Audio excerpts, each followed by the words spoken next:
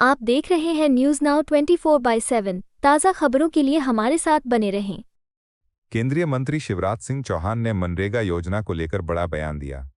उन्होंने कहा कि करीब 20 साल पहले शुरू हुई स्कीम अब अपने मौजूदा स्वरूप में न तो विकास के लिए प्रभावी है और न ही मजदूरों के लिए फायदेमंद। शिवराज सिंह चौहान ने बताया कि मनरेगा से पहले भी रोजगार से जुड़ी कई योजनाएं आईं जो कुछ समय तक चलीं और बाद में या तो बदल दी गईं या समाप्त हो गईं। उन्होंने कहा कि मनरेगा में समय के साथ गंभीर कमियां और अनियमितताएं सामने आईं। योजना भ्रष्टाचार का पर्याय बन गई थी। काम मजदूरों से नहीं बल्कि मशीनों और ठेकेदारों से करवाए जाते थे और कई परियोजनाओं में गलत मूल्यांकन और एक ही काम बार बार दिखाने जैसे मामले उजागर हुए। केंद्रीय मंत्री ने बताया कि इन मुद्दों पर पिछले 1 साल से विचार चल रहा था। आखिरकार केंद्र सरकार ने ये निर्णय लिया कि इस योजना को उसके मौजूदा रूप में जारी रखना न तो व्यावहारिक है न पारदर्शी। इसी को ध्यान में रखते हुए एक बिल संसद में लाया गया और उसे कानून का रूप दे दिया गया। सरकार का दावा है कि नई व्यवस्था से मजदूरों को ज्यादा लाभ और पारदर्शिता दोनों सुनिश्चित होंगी। लगभग 20 साल पहले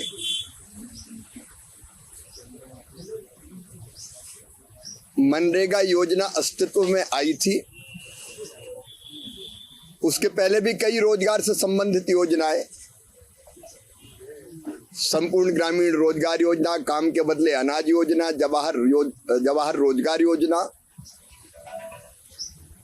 एक के बाद एक आई, कुछ समय काम किया और फिर या तो उनका स्वरूप बदला या योजना बदल दी गई। मनरेगा में कई गंभीर खामियां थी।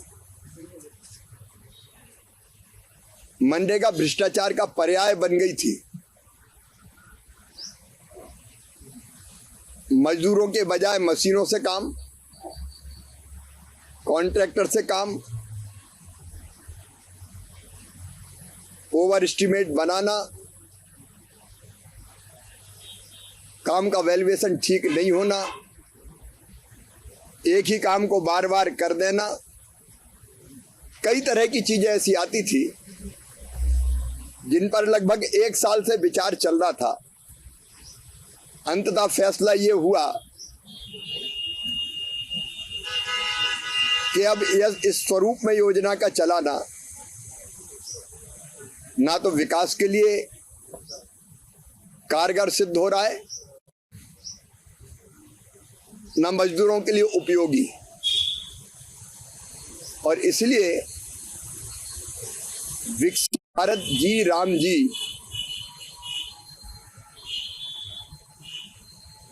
अभी संसद में